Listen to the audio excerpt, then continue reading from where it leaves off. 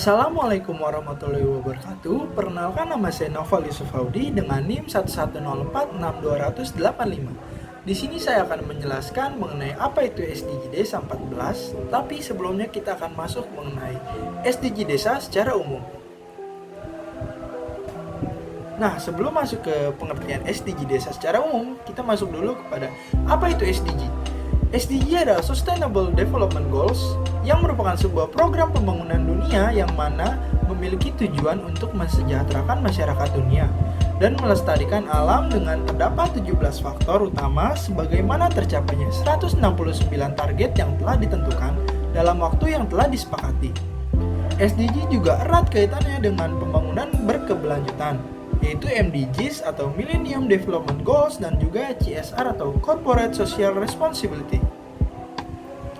Nah, selanjutnya kita masuk kepada tujuan dari SDG secara umum. Secara garis besar, SDG berjalan dengan memperhatikan aspek penting yang dilewati sebelumnya, di mana diharapkan kaum milenial mampu berperan banyak dalam memajukan perekonomian dunia dengan tetap memperhatikan aspek penting termasuk dengan alam dan menggunakan sumber daya yang ada secara maksimal, yakni teknologi, agar tidak tertinggal jauh dengan negara yang sudah lebih maju. Nah, terdapat 17 tujuan dari SDG. Yang pertama, no poverty, zero hunger, good health and well-being, quality education, gender equality, clean water and sanitation, affordable and clean energy, decent work and economic growth, industry innovation in infrastructure, reduce inequalities. Yang ke-11 ada sustainable cities and communities, responsible consumption and production, climate action, life below water, life on land, peace, justice and strong institution, dan terakhir ada partnership for the goals. Nah, baru kita masuk ke dalam SDG Desa.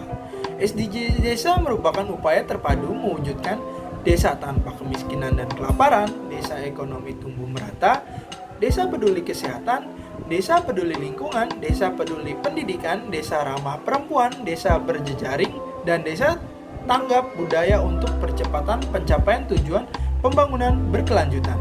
Nah, SDG Desa juga merupakan role pembangunan berkelanjutan yang akan masuk dalam program prioritas penggunaan dana desa tahun 2021.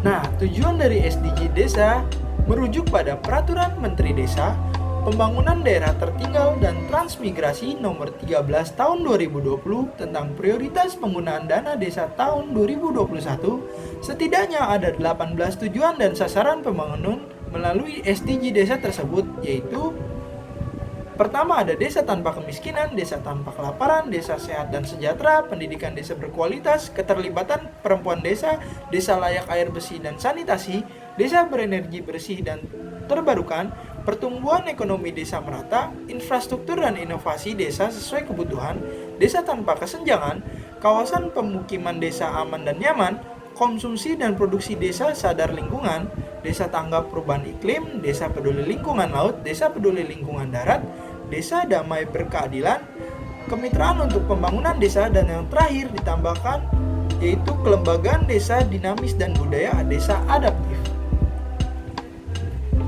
Nah, selanjutnya ada pengertian dari SDG Desa 14 atau Desa Peduli Lingkungan Laut. Pemilihan diksi dari Life Below Water atau menjaga ekosistem laut mempunyai makna tersendiri. Ikon nelayan desa menebar di jala di pesisir yang dangkal mengilustrasikan ekosistem lautan yang terjaga sehingga mudah untuk menjala ikan. Itu semua bertujuan untuk pembangunan, melestarikan, dan memanfaatkan secara berkelanjutan sumber daya kelautan dan samudra untuk pembangunan berkelanjutan serta masyarakat desa peduli lingkungan laut. Nah, target dari SDG 14 sendiri ada mencegah dan secara signifikan mengurangi semua jenis pencemaran laut, khususnya dari kegiatan berbasis lahan termasuk sampah laut dan polusi nutrisi. Yang kedua, mengelola dan melindungi ekosistem laut dan pesisir secara berkelanjutan untuk menghindari dampak buruk yang signifikan, termasuk dengan memperkuat ketahanannya dan melakukan restorasi untuk mewujudkan lautan yang sehat dan produktif. Nah, yang ketiga, melestarikan setidaknya 10% dari wilayah pesisir dan laut. konsisten dengan hukum nasional dan internasional, dan berdasarkan informasi ilmiah terbaik yang tersedia. Yang terakhir, meningkatkan manfaat ekonomi bagi negara berkembang kepulauan kecil dan negara berkurang berkembang dari pemanfaatan berkelanjutan sumber daya laut, termasuk mulai pengelolaan perikanan, budidaya air, dan pariwisata yang berkelanjutan. Nah, permasalahan dari SDG 14 yaitu inti poin dari SDG 14 adalah melindungi samudra dan laut, sumber daya kelautan secara berkelanjutan untuk pembangunan berkelanjutan.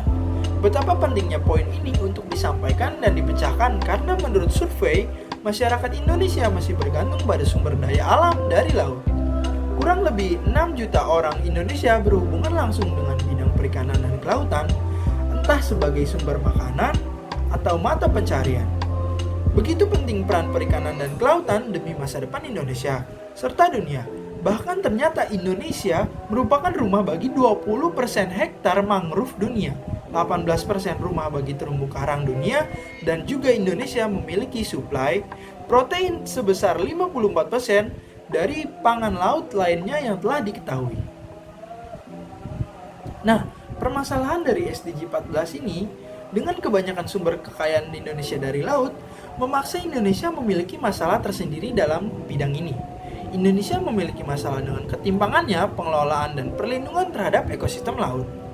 Dan masalah utama dari bidang perikanan dan kelautan yang tidak hanya mengurangi suplai tapi merusak sumber daya perikanan adalah pencemaran laut dari sampah yang berasal dari pesisir pantai dan juga menyebabkan serta kerusakan pada ekosistem laut. Nah, penyebabnya adalah sampah. Sampah merupakan salah satu penyebab kerusakan lingkungan di Pantai Tanjung salah satunya. Penyebab sampah merupakan salah satu dari permasalahan kompleks yang dihadapi oleh desa yang terletak dengan pantai atau pesisir. Sampah plastik dan lainnya terlihat berserakan di sepanjang pesisir Pantai Tanjung Pakis. Selain itu, di pantai tersebut juga tidak terlihat petugas kebersihan, sehingga sampah pun berceceran di pantai berpasir yang berwarna hitam kecoklatan. Sampah yang terlihat pun seperti bungkus makanan ringan, botol, dan gelas air kemasan. Selain itu, kebiasaan masyarakat setempat masih mengandalkan laut untuk tempat pembuangan sampah. Dalam jangka panjang, permasalahan sampah ini tidak hanya akan menyebabkan kerusakan lingkungan di wilayah pesisir Tanjung Pakis, tetapi juga berdampak pada penurunan produktivitas ikan dan selanjutnya akan berdampak terhadap perekonomian dan juga kesehatan masyarakat. Bagaimana penyelesaiannya?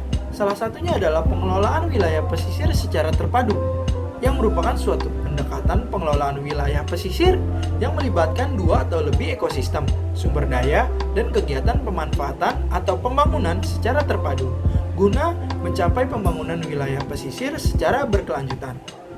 Dalam hal ini, keterpaduan mengandung 3 dimensi, yaitu sektoral, bidang ilmu, dan ekologis. Keterpaduan secara sektoral berarti bahwa perlu ada koordinasi tugas, wewenang, dan tanggung jawab antar sektor atau instansi pemerintah. Keterpaduan dari sudut pandang keilmuan masyarakat bahwa di dalam pengelolaan wilayah pesisir hendaknya dilaksanakan atas dasar pendekatan interdisiplin ilmu yang melibatkan bidang ilmu yang relevan.